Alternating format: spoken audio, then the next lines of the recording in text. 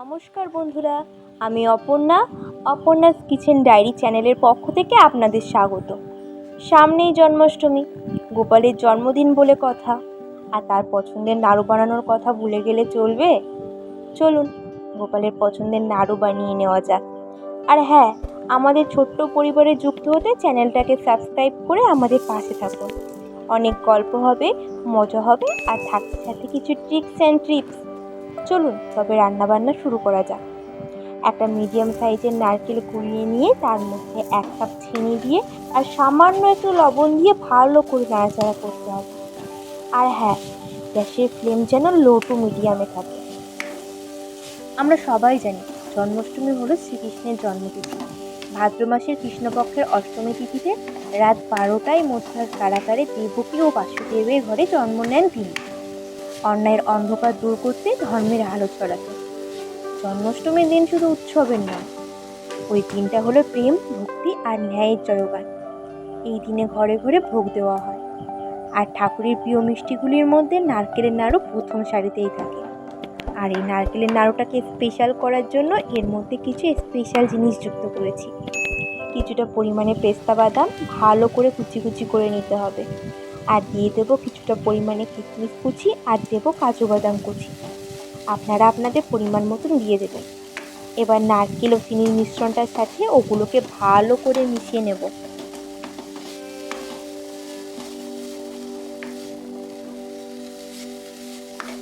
আর বেশি সুস্বাদু করার জন্য এর মধ্যে দিয়ে দিয়েছিলাম কিছুটা গুঁড়ো দুধ, যেটা ভিডিওতে দেখানো হয়নি, তবে আপনারা চাইলে নাও দিতে পারেন, সমস্যা নেই।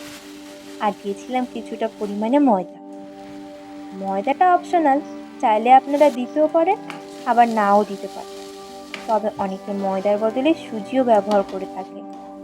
এই ময়দা বা সুজি দেওয়ার একটাই কারণ, যাতে নাড়ুর পাকটা খুব ভালোভাবে চলে আসে।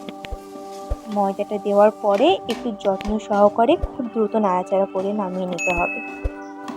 একটু অমনোযোগী হলেই ব্যাস, গেল তো লেগে নাড়ুটা, কি আর করা যাবে। যতটা সম্ভব তাড়াতাড়ি গ্যাসের আঁচ বন্ধ করে দিন। এবার খুন্তিটা দিয়ে গায়ে জোরে নাড়িয়ে নিতে হবে। আরে না, মজা করলাম। একটু নাড়াচাড়া করে গরম থাকা অবস্থাতেই এটাকে একটা পাত্রে নামিয়ে নিন। বেশি ঠান্ডা করা যাবে না, ঠান্ডা হয়ে গেলে আবার নাড়ুটা গোল করতে খুব সমস্যা হয়ে যায়।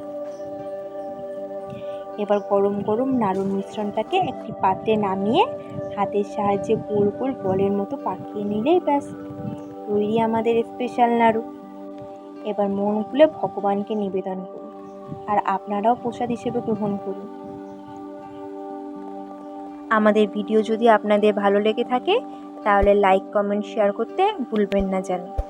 আপনাদের লাইক, কমেন্ট, শেয়ার আমাদের খুবই প্রয়োজন। ধন্যবাদ আমাদের ভিডিওটাকে শেষ পর্যন্ত দেখার জন্য, আর পাশে থাকার জন্য অফুরন্ত ভালোবাসা। এইভাবে আপনারা আপনাদের ভালোবাসা আমাদের দিয়ে যাবেন, আর তার বিনিময়ে আমরা আপনাদেরকে নতুন নতুন ভিডিও উপহার দেব। ভগবানকে প্রসাদটা নিবেদন করুন আর মন খুলে বলুন রাধে রাধে।